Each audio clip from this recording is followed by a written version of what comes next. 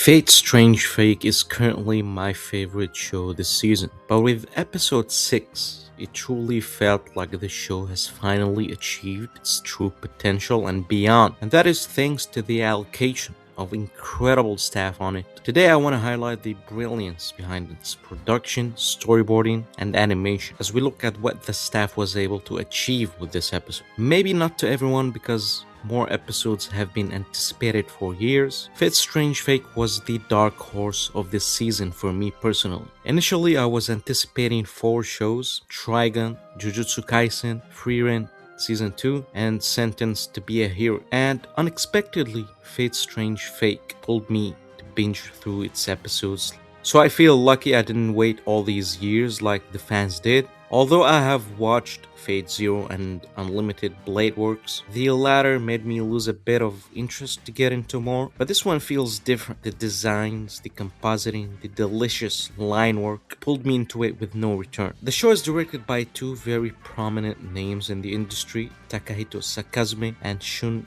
Miyakawa. But that's not the topic here. The topic is this specific episode. Why was it special? It was the directorial debut of Shun Miyakawa, who was assisted by Hirotaka Mori. Miyakawa is already a fantastic animator. He joined Wit Studio for 3 years and left in late 2025. It'll also explain the presence of some prominent names from that studio on this episode, considering he invited him as his friends. I'm not even exaggerating. This is one of the best produced anime episodes of all time for me. It is something I put up there with One Piece 1015 and Taco P episode 4 in terms of production value and sheer creativity. Let's highlight the direction and storyboard. One thing I truly admired about the storyboard is its unique angles and the focus on environmental elements or objects, and it's utilized in symbolic ways right from the beginning with that drink can falling, and that behind object pattern continues throughout the whole episode in the story. Every layout felt unique. I liked the fisheye shot of Francisca. The anime has been giving her a lot of love, and Kidu and the forest had such heavenly look,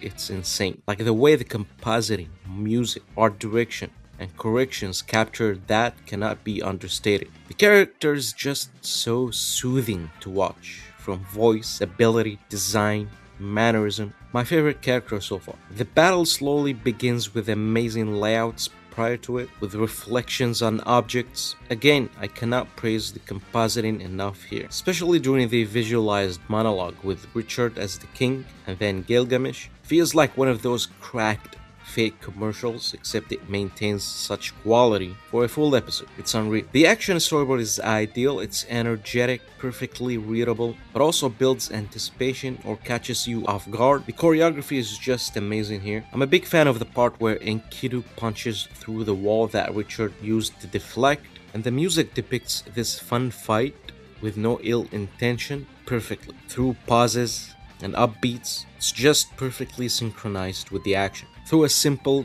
calm guitar riff. And while Richard is moving in a free and fun way, Enkidu's slow yet elegant movements are depicted very well also. It takes both characters' personalities into consideration even during combat. And every cut has a cool angle that makes the fight just fun to watch. For example, I love the cut where the camera is positioned under Richard's jaw, which proceeds even after the Excalibur, which I'll get into with the animation highlights section of the video. The storyboard also manages to depict the character's feelings really well, especially Ayaka, where it hides her features to not give what she's truly feeling, and then we get the point of view of her walking slowly, building anticipation for her true emotions. This exchange at the end really made the character's feelings feel more believable and human, and you would notice the camera constantly focuses on other things during the dialogue, which makes it even better in my opinion. All of that is just the first half, and the second half there's immense eerie feeling that the episode manages to convey. Every visual depicting Richard as a king was just the best thing ever. The window shot of Gilgamesh is such a needlessly complex yet cool angle and layout, which describes most of the episode. Low angles, high angles, point of views, tilted angles, environmental elements and transitions. It's a real joy to watch. Now let's get into the animation, starting with the highlight of the episode in my opinion. If you ask me who's your favorite animator when it comes to big attacks or finishing attacks, my answer is always gonna be Shu Sugita. Because throughout the recent years, he keeps proving time and time again that he is someone who delivers the best possible results for that. And not to diss Chainsaw Man Reze, but the difference here is that the compositing he received on his cuts actually give his work justice. He gives us some of the coolest character art and effects animation. What I like about his sequences is that nothing isn't taken into consideration. For example, the hair is animated, the fabric is animated, the facial expressions are ferocious, the impact frames are just beastly, and his effects animation are just known to be some of the best in the whole industry. I personally think this is the best Excalibur in Fate series so far. The smears added so much ferocity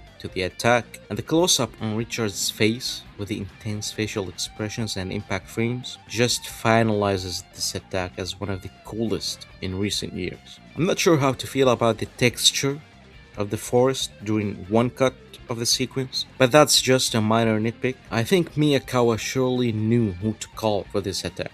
But prior to that, we had fast-paced action by many other talented animators. Another Wood Studio animator did amazing close combat and acrobatic cuts, Kaito Tomioka. Absolutely love the background animation here. Honehone also contributed to that sequence with lovely action animation. He has been on every show in this season, and his work just rocks. Same goes with Takahiro Watabe and Chris. The latter also contributed to the stunning visuals of Richard as a king during the monologue, complemented by superb compositing. And finally, Road Sign, an animator with superb three-dimensional weight approach, also delivers stunning background animation. I truly wish I can do justice to every piece of animation here, but it's basically the whole episode. Like, just go watch and appreciate by yourself. And that should wrap this up. Fate Strange Fake Episode 6, Shun Miyakawa and the team delivered something truly exceptional. For me, it's the best anime episode of the year so far, and I would love to see the staff working together again and for Shun Miyakawa to proceed in his directorial career. I hope you enjoyed this video. I don't normally do much outside of One Piece, but I've been feeling that I should do a lot more now. Maybe I'll do for other anime as well. I guess it just depends on how much impact an episode has on me or a show, so you kind of just get the spark of just, I want to make a video for this, which is what Fate Strange Fate Episode 6 did. So I hope you enjoyed this video. Like and subscribe. See you next time.